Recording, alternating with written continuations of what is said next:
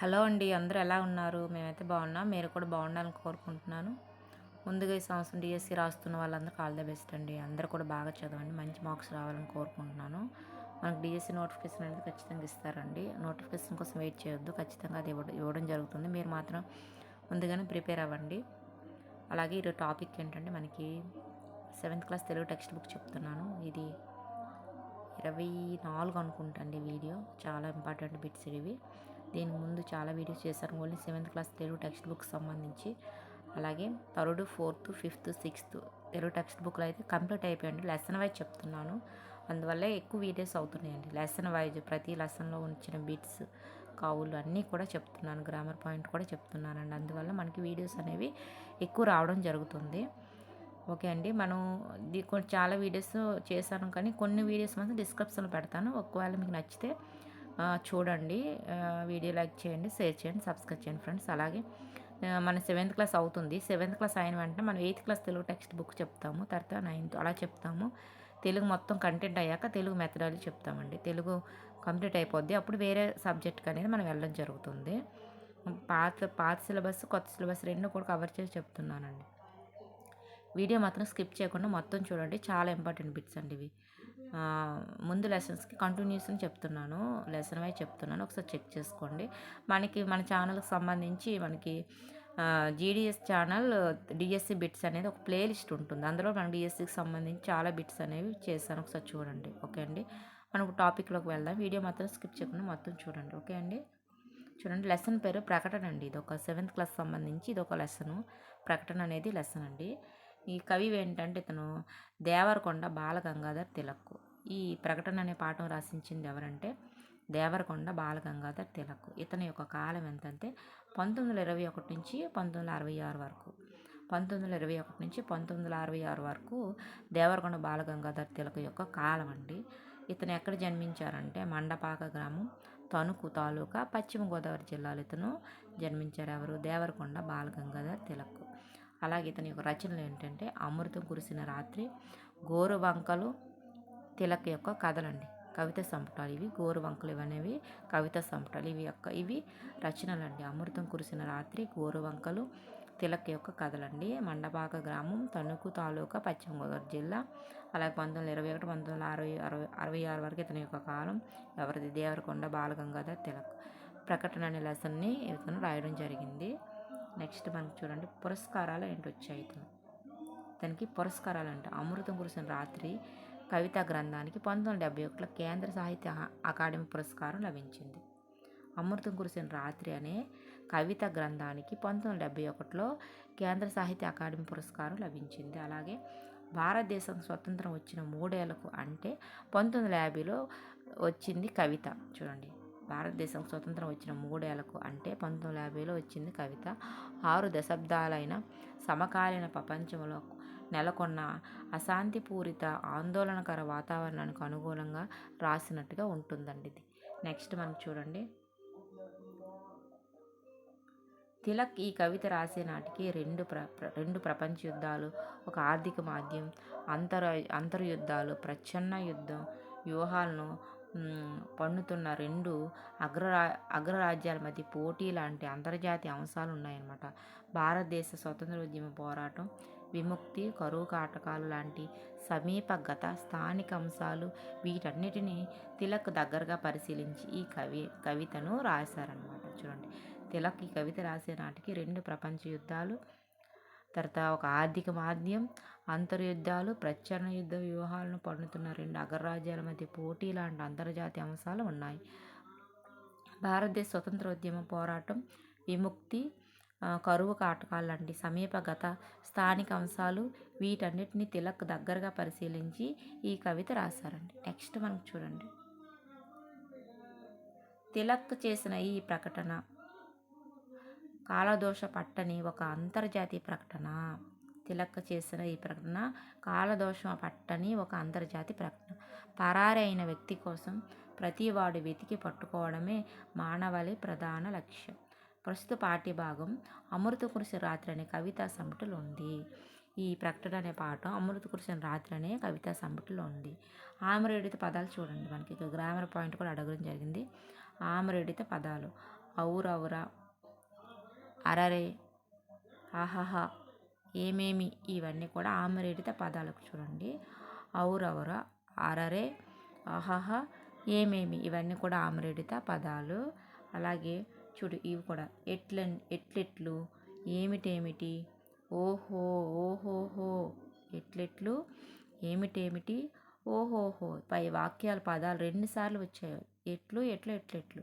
చూడు ఔరా, ఔరా, ఔరా ప్లస్ ఔరా, అరే ప్లస్ అరే, తర్వాత ఆహా ప్లస్ ఆహా, ఏమి ప్లస్ ఏమి, ఇట్లు ప్లస్ ఇట్లు, ఏమిటి ప్లస్ ఏమిటి, ఓహో ప్లస్ ఓహో. ఇవన్నీ కూడా మనకు 2 సార్లు వచ్చాయండి. వీటిలో మనం తొలుత పలికే పదాన్ని వెంటనే రెండోసారి పలుకుతున్నాం. ఫస్ట్ ఏ పదం అనేది పలుకుతున్నామో రెండోసారి కూడా అదే పదం పలుకుతున్నాం.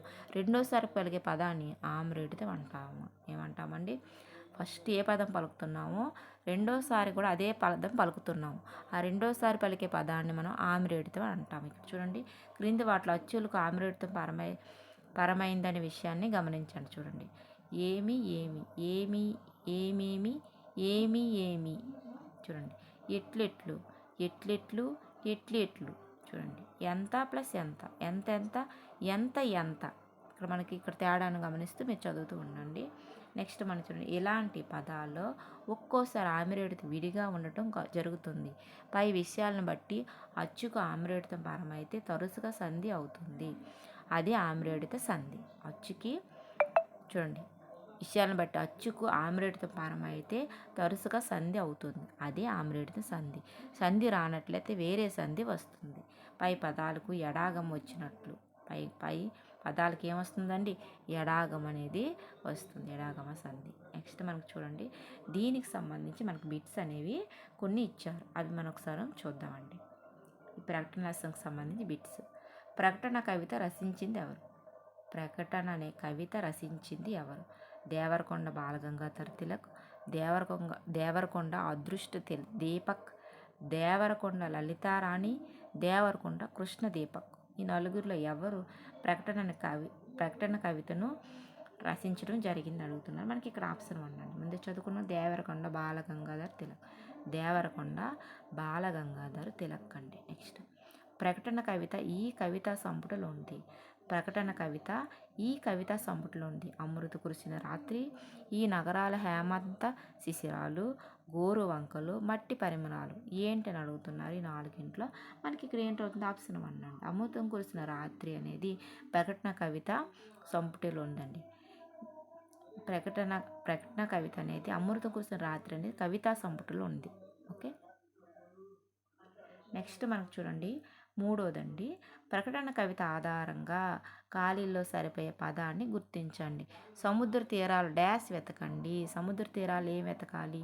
కొండ కోణల్లో, రహదారుల వెంట, నదీ జలాల్లో, భూమంతా. ఏంటండి? సముద్ర తీరాలు డాష్ వెతకండి. ఏం వెతకాలి అని అడుగుతున్నా. మనకి ఇక్కడ ఆప్షన్ 3 అండి. నదీ జలాల్లో. సముద్ర తీరాల్లో నదీ జలాల్లో వెతకండి. సముద్ర తీరాల్లో నదీ జలాల్లో వెతకండి అని అర్థం. ప్రకటన కవిత ఆధారంగా ఖాళీ సరిపోయే పదాన్ని గుర్తించండి. రాకెట్లను డాష్ గ్రహాలకు పంపించండి. రాకెట్లను డాష్ గ్రహాలకు పంపించండి. పాలపుంతలోకి, ఇతర దేశాలపైకి, అన్యాయ క్రమాలపై, అంగార కాదండి. ఈ 4గింట్లో ఏంటని అడుగుతున్నా. మనకి ఇక్కడ ఆప్షన్ 4 అనేది కరెక్ట్ అవుతుంది. అంగార కాదండి. రాకెట్లు అంగారకాది గ్రహాలకు పంపించండి. నెక్స్ట్, కింది వాక్యాలను సరైన క్రమంలో అమర్చండి. కింది వాక్యాలను సరైన క్రమంలో అమర్చండి అంటున్నారు. ఫస్ట్, కంగారుతో భయంతో గుసగుసలాడుతున్నారు. ప్రజలు తండోపతండాలుగా విరగబడుతున్నారు. నెక్స్ట్ మనకి కావ్య చర్చలు కలాయాలు ఆకర్షించడం లేదు. స్వార్థ జీవనులు గబాలన రొమ్ములు బాదుకుంటున్నారు అన్నాడు. ఇవి మన సరైన క్రమంలో అమర్చాలి అంటున్నారు. మనకి ఇక్కడ ఆప్షన్ 2 అనేది కరెక్ట్ అవుతుంది. ఏంటండి? ఆప్షన్ 2 అండి. ఫస్ట్ మనకి అనేది అవుతుందండి. ఫస్ట్ మనకి ఏటవుతుందంటే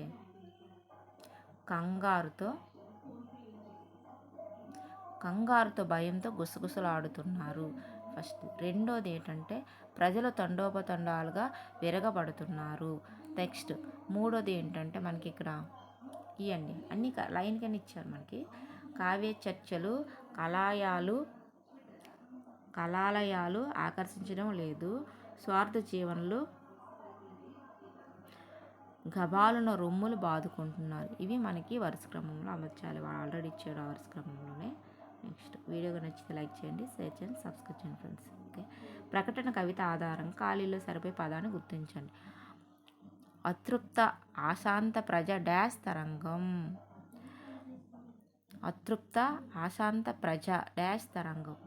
భీకరంగా పారావార ఆకర్షించడం ముహూర్తం అని అడుగుతున్నారు. ఈ నాలుగింట్లో ఏంటండి మనకి ఇక్కడ ఆప్షన్ 2 అనేది కరెక్ట్ ఉంది. పారావార, అతృప్త అశాంత ప్రజ పారావార తరంగం అని అర్థం. గేయ ఖండికను సరైన క్రమంలో అమర్చండి. ఈ గేయ ఖండికను మనం సరైన క్రమంలో అమర్చాలి. సదా ప్రజాహితాషిని శుభాషిని గర్వం లేని రాణి. అపార కృప తాలైన నయనాంచనాలు. సంస్కారపు కేశపాసంలో తురిమిన అనురాగపు గులాబీ. ఆనంద జాలువారే స్నిగ్ధ తరహాస పరిమళాలను ఉంది. మనకి సరైన క్రమంలో అమర్చామన్నారు. మనకి ఆప్షన్ 4 అనేది కరెక్ట్ అవుతుంది. ఫస్ట్ మనకి అండి అపార కృపా తరంగితాలైన నయనాంచనాలు. నెక్స్ట్ ఆనంద జాలువారే స్నిగ్ధ దరహాస పరిమళాలు. నెక్స్ట్ సంస్కారపు కేశపాసంలో తురిమిన అనురాగపు గులాబీ. నెక్స్ట్ 4వది సదా ప్రజాహితైషిని శుభాషిని గరమోలేని రాణి. చూడండి ఫస్ట్ది అపార కృపా తరంగతాలైన నయనాంచనాలు, ఆనంద జాలువార సిగ్న దరహాస పరిమళాలు, సంస్కారపు కేశపాసములో తురిమిన అనురాగపు గులాబీ, సదా హితైషిని శుభాషిని గరమోలేని రాణి అన్నమాట. నెక్స్ట్ 8వది చూడండి. గేయ ఖండికను సరైన క్రమంలో అమర్చండి. గేయ ఖండికను సరైన క్రమంలో అమర్చండి. చల్లని తల్లి చక్కని చెల్లి ఆమె పేరు శాంతి. తెల్లని పావురాల్ని సరదాగా ఎగరేస్తుంది. కళ్ళని క్రౌర్యాన్ని కాలుష్యాన్ని తిరస్కరిస్తుంది. ఏంటని అడుగుతున్నారు. మన సరైన క్రమంలో అమర్చమంటున్నాడు. మనకి ఇక్కడ ఆప్షన్ 4 అనేది కరెక్ట్ అవుతుంది. ఫస్ట్ మనకి ఇవ్వండి కళ్ళని క్రౌర్యాన్ని కాలుష్యాన్ని తిరస్కరిస్తుంది. రెండోది తెల్లని పావురాల్ని సరదాగా ఎగరేస్తుంది. మూడోది చల్లని తల్లి చక్కని చెల్లి ఆమె పేరు శాంతి. ఇది మనకి సరైన క్రమంలో అమర్చడం. దేవరకొండ బాలగంగాధరకు స్వగ్రామం ఏది? బాలగంగాధరకు స్వగ్రామం ఏది? పోరుటూరు, మండపాక, యాజరి, కొవ్వూరు. ఈ నాలుగింట్లో ఏదని అడుగుతున్నారు. మనకు ఆప్షన్ 2 అండి మండపాక అండి. దేవరకొండ బాలగంగాధరకు స్వగ్రామం మండపాక. ఏంటండి మండపాక. తిలక్ గారి ఈ గ్రంథానికి కేంద్ర సాహిత్య అకాడమీ అవార్డు లభించింది. తిలక్ గారి ఏ గ్రంథానికి కేంద్ర సాహిత్య అకాడమీ అవార్డు లభించింది? తిలక్ కథలు, గోరు వంకలు, అమృతం కురిసిన రాత్రి, ఈ నగరాలు హేమంత శిశిరాలు. దేనికి మన కేంద్ర సాహిత్య అకాడమీ అవార్డు లభించింది తిలక్ గారికి అని అడుగుతున్నారు. మనకి ఇక్కడ ఆప్షన్ 3 అనేది కరెక్ట్. అమృతం కురిసిన రాత్రికి కేంద్ర సాహిత్య అకాడమీ అవార్డు లభించిందని బాలగంగాధర్ తిలక్కి. నెక్స్ట్ మనకి 11వది ప్రకటన కవిత ఆధారం ఖాళీలో సరిపోయే పదాన్ని గుర్తించండి. డాష్లో ఈ విషయం ప్రకటించండి. డాష్లో ఈ విషయాన్ని ప్రకటించండి ఉంది. Akashvani, Doordarshan, wireless, railway station. దేంట్లో ప్రకటించమన్నారు అని అడుగుతున్నారు. మనకి ఇక్కడ ఆప్షన్ 1 అనేది ఆకాశవాణి. ఆకాశవాణిలో ఈ విషయం ప్రకటించండి అని అర్థం అండి. నెక్స్ట్ చల్లని తల్లి చక్కని చెల్లని తిలక్ వీరిని ఉద్దేశించి అన్నాడు. చల్లని తల్లి చక్కని చెల్లి అని తిలక్ వీరిని ఉద్దేశించి అన్నారు. ఎవరిని? సరస్వతి, శాంతి, వీరమాత, భరతమాత. ఎవరి గురించి? చల్లని తల్లి చక్కని చెల్లి అని తిలక్ వీరిని ఉద్దేశించి అన్నాడు అడుగుతున్నారు. మనకి ఇక్కడ ఆప్షన్ 2 అండి శాంతి అండి. శాంతిని గురించి చల్లని తల్లి చక్కని చెల్లని తిలక్ ఉద్దేశించి అన్నారు. నెక్స్ట్ మనకు చూడండి దేవాలయం పదానికి పర్యాయ పదాలు ఏంటి? దేవాలయ పదానికి పర్యాయ పదాలు ఏంటి? చూడండి, ఒకటి ఫస్ట్ది కోవెల గుడి, రెండోది గుడి శిఖరం, మూడోది గుడి గోపురం, నాలుగోది గుడి నిలయం. ఏదని అడుగుతున్నారు. మనకి దేవాలయానికి పర్యాయ పదాలు మనకి ఇక్కడ ఆప్షన్ 1 అనేది కరెక్ట్ ఉంది. కోవెల గుడి అండి. దేవాలయం పదానికి పర్యాయ పదాలు కోవెల గుడి. నెక్స్ట్ దళం, ఈ పదానికి పర్యాయ పదం ఏంటి? దళం అనే పదానికి పర్యాయ పదాలు ఏంటని అడుగుతున్నారు. ఫస్ట్ మనకి సమూహం ఆకు, సమూహం వృక్షము, మూడోది బృందం ఆకు, నాలుగోది బృందం సమూహం. ఏంటని అడుగుతున్నారు. మనకి ఇక్కడ ఆప్షన్ 4 అండి. బృందం సమూహం. దళం అంటే మనకి బృందం సమూహం అండి. దళం అంటే దళం అనే పదానికి పర్యాయ పదాలు బృందం సమూహం. అలాగే దేవాలయం పదానికి పర్యాయ పదాలు కోవెల గుడి.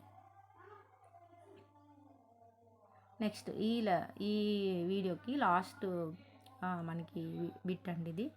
తీరం అనే పదానికి వికృతి ఏంటి?